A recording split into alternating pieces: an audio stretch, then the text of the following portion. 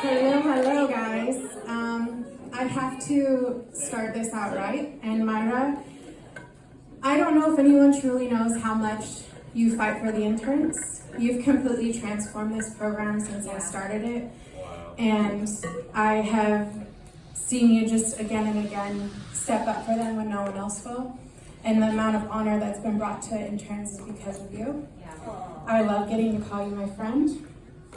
And I've learned more about being a leader by being on your team, and you continue to amaze me with how much enthusiasm you bring every day. Pastor Tom.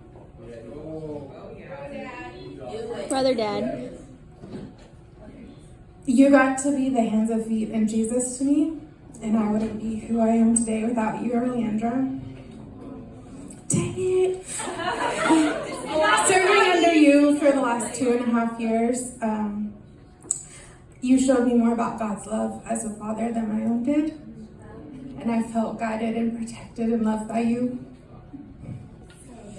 It's so good. And I want to also say thank you to everyone else in this room. I feel really blessed to be able to do this and share my life with all of you. Now for the good stuff. The bitter end. I was recently asked, what is the most evil thing I have ever done? And it took me a while to thumb through some of my misdeeds. Lying, cheating on tests and stuff in school, stealing. But I had to eventually settle on being 8 years old and taking vengeance on my older brother who had cheated me out of $10, which is basically $1 million when you're 8 years old. And he did it around the end of summer. I did a chore for him. He said he would pay me. And then right before I could finish it, he pushed me out of the way and did it himself. Injustice to me, even at that age, was a big deal. And that just kind of festered for a while. So we get into Christmas, we go through all of that. It's the beginning of a new year, and I'm still holding on to this bitterness. And finally, the idea hits me to take the Swiss Army knife that he got for Christmas and carve his name into our grandfather's table. This is one of the few things that my mother had from my grandfather. And I still remember being in my room and hearing his cries as he screamed his innocence. And my mother's rebuke timed to the spanking of why would she carve your name?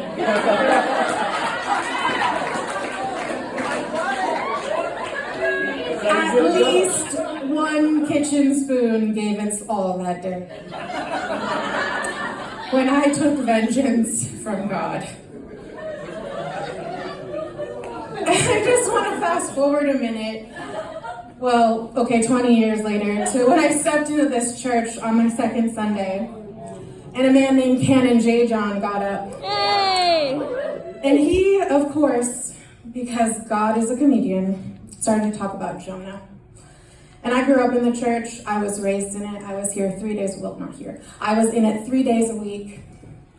And I knew who God was, but I hadn't experienced an encounter with his love to get rid of all the stuff that I had been dragging with me, because that little 8-year-old is now 28-ish.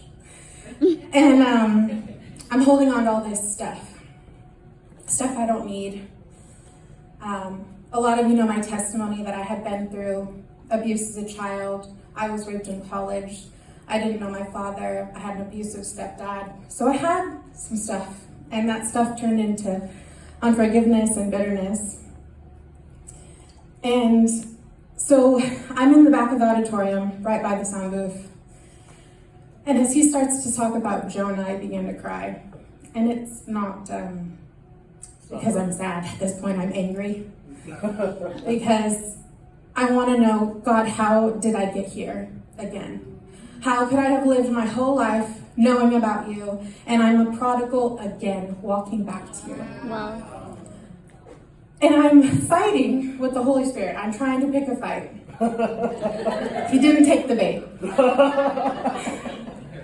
Kim and John begins to talk about how Jonah had unforgiveness and bitterness in his heart towards the Assyrians. Now, many of you know I'm a huge history nerd, so of course my ears pick up. And I start to listen about how he says he didn't want to go to Nineveh because he knew God would forgive them.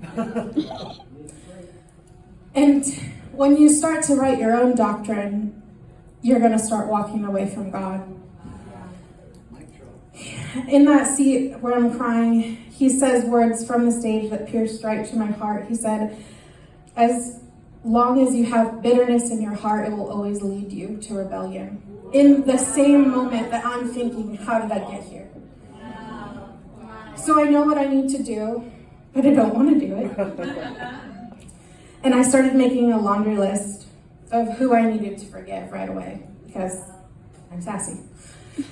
And I start going through it, naming people, and the Holy Spirit softly says to me in only a way that he can, that convicted me right there in the moment, don't worry about that now.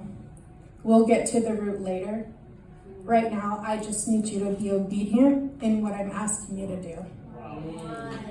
And what he was asking me to do was walk down to the front, which when you're new at a new church and you don't know anyone, seems like a big deal.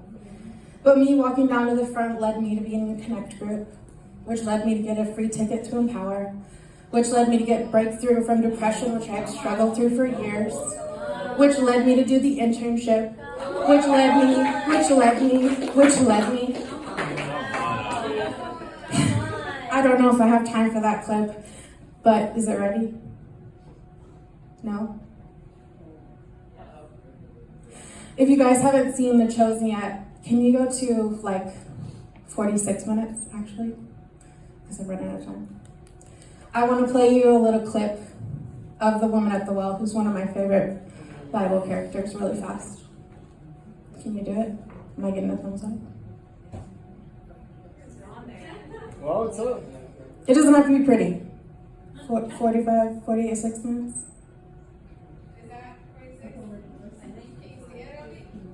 I don't care if I can see it. I want you guys to see it. 44. Oh, right. No, I can't read that. It just says... You guys can read? That's good. No, bring it back. Stop it. It's okay, I can sum it up. Oh no, we're doing it. Volume. Do you believe what I'm telling you? Then tell the Messiah comes and explains everything and sorts this mess out, including me. I don't trust in anyone. You're wrong when you say that you've never received anything from God. This Messiah you speak of, I am he. The first one was named Ramin. You were a woman of purity who was excited to be married. He wasn't a good man. He hurt you. And it made you question marriage and even the practice of your faith. The second, on your wedding night, his skin smelled like oranges. To this day, every time you pass by the oranges in the market, you feel guilty for leaving him, because he was the only truly godly man you've been with. But you felt comfortable with him. Why are you doing this? I've not revealed myself to the public as the Messiah. You are the first. It would be good if you believed me.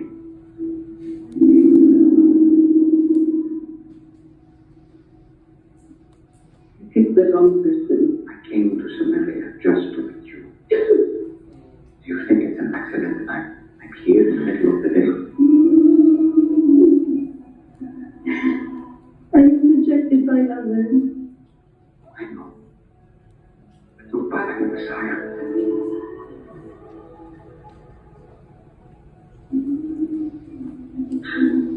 You can stop it.